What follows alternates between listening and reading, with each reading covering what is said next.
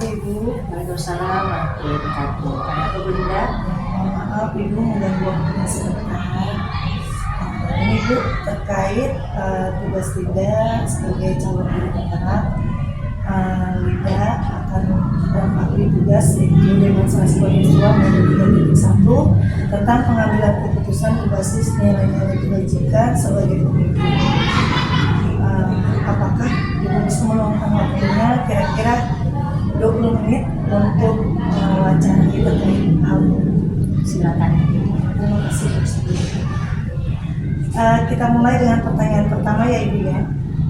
Selama ini bagaimana Ibu dapat mengidentifikasi kasus-kasus yang merupakan dilema etika atau rujukan moral? Ibu biasanya tahu kalau ada dilema etika itu pada saat ada konflik ya, antara sekolah dengan kebutuhan pribadi siswa. Seperti kasus siswa terlambat tapi punya niat tinggi untuk tetap masuk sekolah, atau bisa juga siswa berkelahi karena hal-hal yang sepele dan lain sebagainya. Nah, untuk selanjutnya pertanyaan kedua Ibu, selama ini bagaimana Ibu menjalankan pengambilan keputusan di sekolah Ibu, terutama untuk kasus-kasus di mana ada dua kepentingan yang sama-sama benar atau sama-sama mengandung nilai-nilai kebajikan? Ibu biasanya mengajak beberapa orang guru dari tim pimpinan ya dan pengelola sekolah untuk berdiskusi. Jadinya di sini kita mempertimbangkan semua sisi dari masalah dan dampaknya sebelum memutuskan. Nah, kami juga berusaha untuk mencapai kesepakatan bersama yang adil untuk semuanya. Selanjutnya baik Ibu, pertanyaan ketiga, langkah-langkah atau prosedur seperti apa yang biasa Ibu lakukan selama ini? Langkah-langkah yang Ibu lakukan yang pertama yaitu mengumpulkan semua informasi terkait, kemudian mengidentifikasi nilai-nilai yang bertentangan, kemudian yang ketiga mempertimbangkan dampak keputusan untuk semua orangnya, kemudian kita mendiskusikan dengan tim yang sudah dibentuk, kemudian mengambil keputusan berdasarkan analisis tersebut, dan yang keenam membuat rencana untuk melaksanakan keputusan tersebut. Selanjutnya Ibu ya, pertanyaan keempat, hal-hal apa saja yang selama ini Ibu anggap efektif dalam pengambilan keputusan pada kasus-kasus dilema etika? Yang paling efektif adalah melibatkan berbagai orang dalam proses keputusan, kemudian berkomunikasi dengan jelas dan transparan dalam membuat suatu keputusan, juga mengikuti prosedur yang sudah ada dan memastikan keputusan sesuai dengan prinsip aturan yang berlaku di sekolah dan etika yang memanusiakan atau kemanusiaan. Selanjutnya Ibu ya, pertanyaan kelima, hal-hal apa saja yang selama ini merupakan tantangan dalam pengambilan keputusan pada kasus-kasus dilema etika? Tantangannya itu ya termasuk konflik kepentingan antara pihak-pihak yang terlibat, tekanan dari luar, dan ketidakpastian dalam memilih keputusan yang tepat. Nah, kadang-kadang Ibu tuh sulit untuk membuat keputusan yang diterima untuk semua pihak. Baiklah Ibu, dilanjut untuk pertanyaan keenam ya Bu ya. Baik. Apakah Ibu memiliki sebuah tata cara atau jadwal tertentu dalam sebuah penyelesaian kasus dilema etika? Apakah Ibu langsung menyelesaikan di tempat atau memiliki sebuah jadwal untuk menyelesaikannya? Bentuk atau prosedur seperti apa yang akan Ibu jalankan? Nah, kalau untuk masalah ini Ibu tidak punya jadwal tetap, tapi Ibu selalu berusaha untuk menyelesaikan masalah secepat mungkin sambil memastikan semua langkah diambil dengan hati-hati. Biasanya Ibu tuh membuat rencana dan memberikan tenggat waktu untuk setiap langkah, tetapi harus tetap fleksibel dan juga situasinya bisa berubah.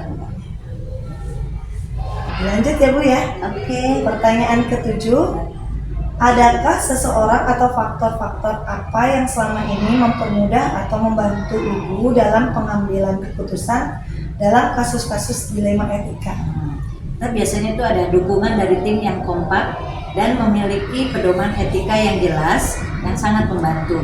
Terkadang Ibu juga melibatkan konsultan atau mediator dari luar jika diperlukan untuk mendapatkan pandangan tambahan. Nah, dukungan dari keterlibatan seluruh warga sekolah juga memudahkan proses keputusan tersebut. Yang pertanyaan terakhir ya Bu ya. Oke, Pertanyaan siap. 8. Dari semua hal yang telah disampaikan, pembelajaran apa yang dapat Ibu petik dari pengalaman Ibu mengambil keputusan dilema etika? Ya, pembelajaran yang Ibu dapat yaitu bahwa Ibu bisa belajar bahwa keterbukaan dan komunikasi itu sangat penting dalam pengambilan keputusan. Nah, Ibu juga dapat belajar bahwa penting untuk mempertimbangkan semua aspek dan dampak dari keputusan serta fleksibel untuk menyesuaikan keputusan jika diperlukan. Baik Ibu, terima kasih atas segala jawabannya.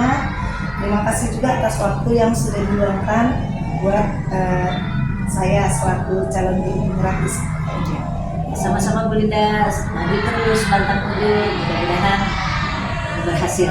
Ya, terima kasih Bu. Assalamualaikum warahmatullahi wabarakatuh. Waalaikumsalam warahmatullahi wabarakatuh.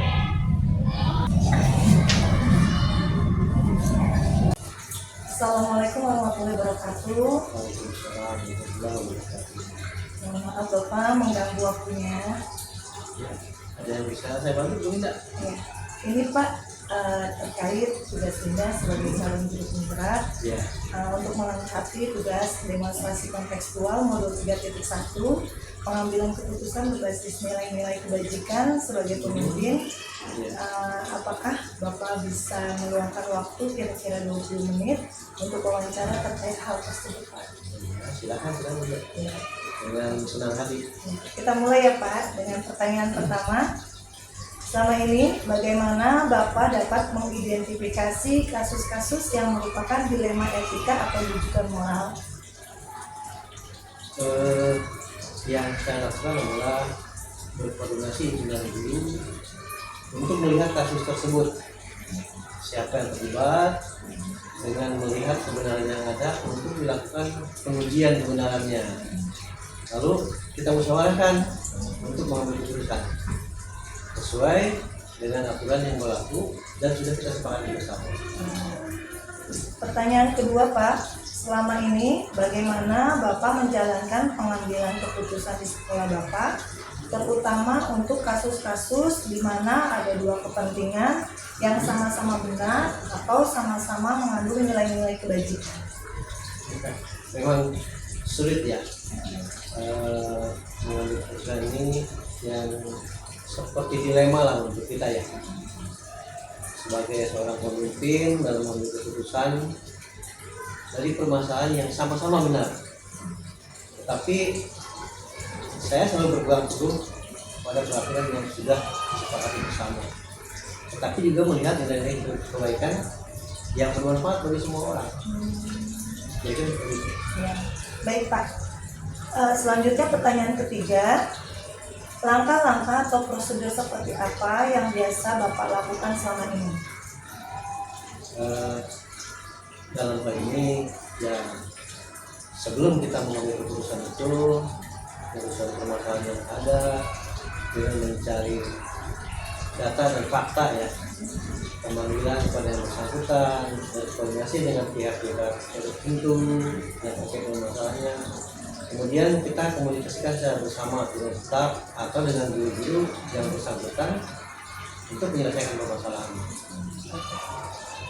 Pertanyaan keempat, hal-hal apa saja yang selama ini Bapak anggap efektif dalam pengambilan keputusan pada kasus-kasus dilema etika?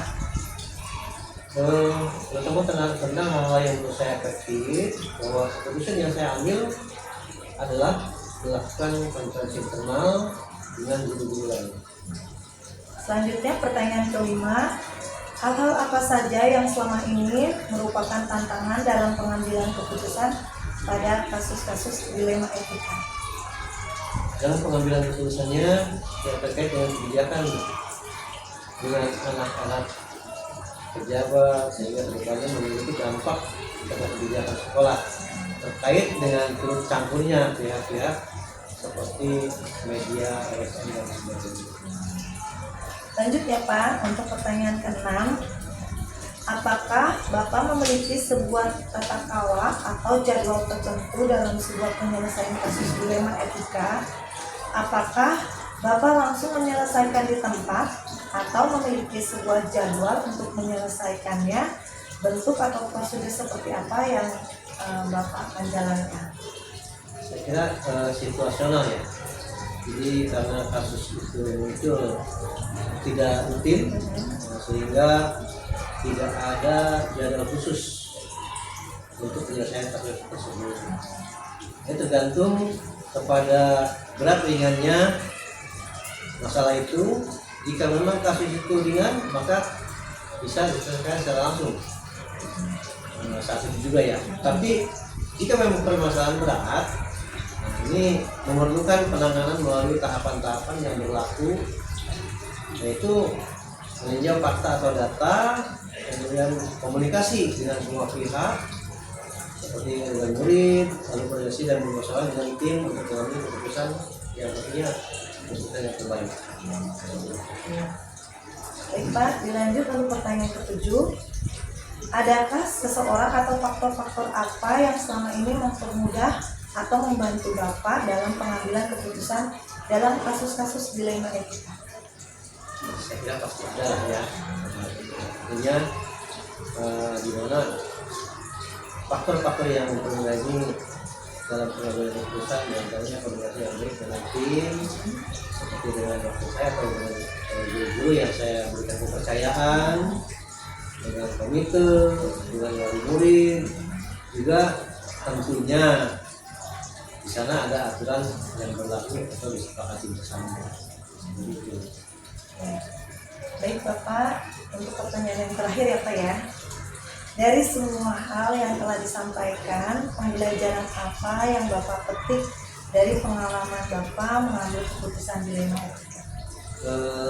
Barangkali begini ya, pembelajaran yang saya dapatkan adalah dalam pengambilan keputusan itu sangat penting adanya komunikasi dan koordinasi yang baik dari semua pihak agar pengambilan keputusan akhir yang diambil sesuai dengan sasaran dan berdampak positif serta berpihak kepada murid.